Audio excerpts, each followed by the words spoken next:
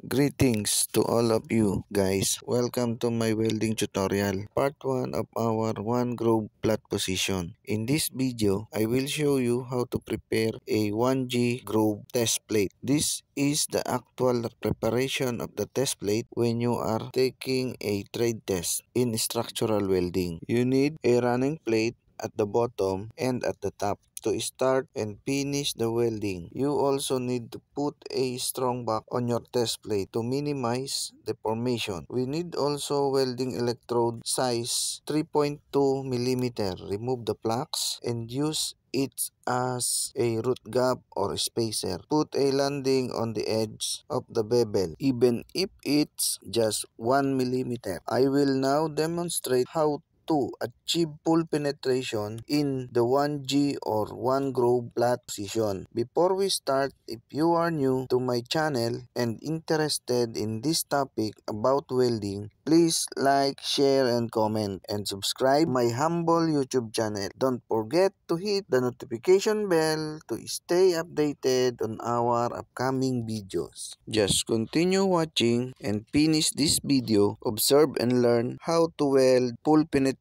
effectively.